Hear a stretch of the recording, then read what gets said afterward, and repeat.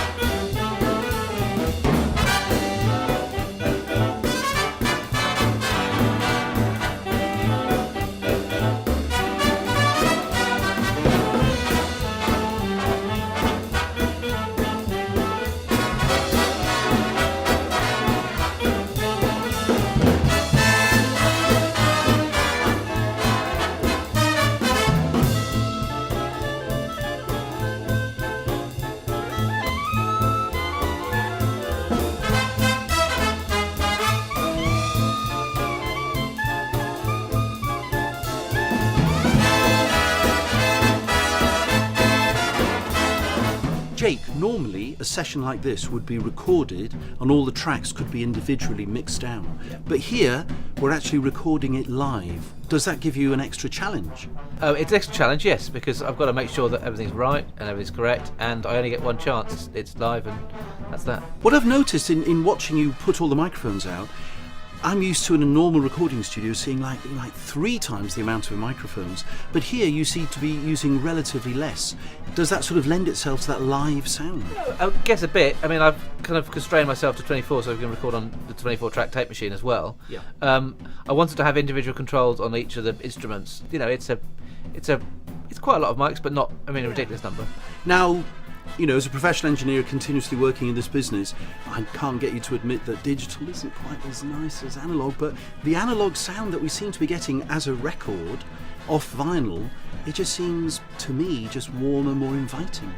Each media has its own drawbacks and pros and cons, and you can't beat analog just for that feel. But digital is very, very useful, but for something like this, why not do it properly, and do it analog? And of course, Jake, you mixed our previous recording, which was Vivaldi's Four Seasons, so a new challenge. It's really nice to do something like this, but it's a bit of a challenge, but I really enjoy it. And isn't that what it's all about? The F word, fun. Totally, a lot of fun, really enjoying it, really fun. Thank you very much, Jake. Thank you.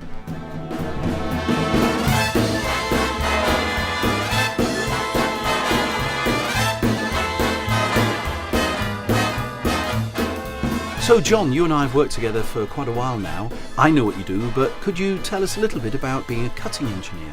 Yeah, sure. Basically the idea is to transfer your source material, whether it's off a tape, a digital file, or in the case of today, a live recording straight from desk downstairs into our VMS-80 Neumann cutting lathe. Well, it's amazing, isn't it? Because that technology, everyone is used to seeing flashing lights for digital equipment, but it's like we're going back 30, 40, 50 years with the technology of that lathe. So how does it actually work?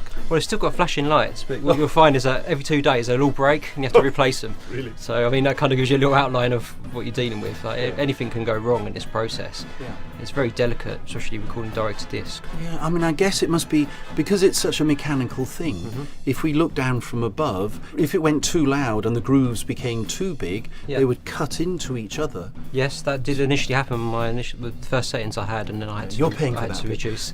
I had to reduce the level a little bit, and that Really? seemed to fix the problem. But yeah, obviously that would, as much as the groove going fat with positive phase, the Yeah. negative phase could But cause the actually- fin to go, the groove to go too thin, and it would just pinch the stylus out of the groove. That's another massive part of today. The visual inspection I do after each cut on a director disc is, Vital. I'm taking notes as we're cutting of the loud points, looking at the percentage on the lathe at that point, and going to those points after the cut head is lifted, and trying to find the loudest grooves on the cut, And see if they've sort and of... seeing if they're behaving themselves basically, and whether Yeah. I'm going to get away with it.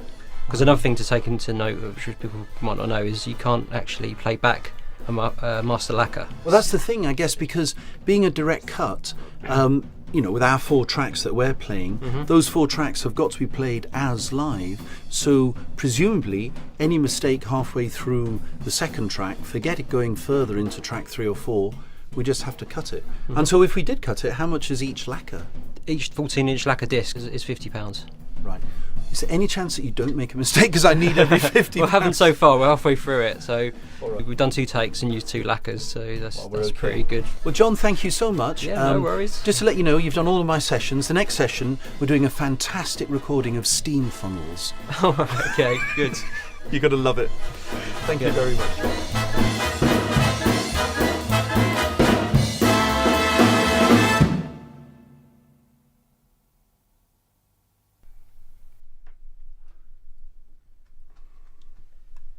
Yeah, baby. Right, done. Yes! Oh, man. Yeah, cool. And that's how we do that.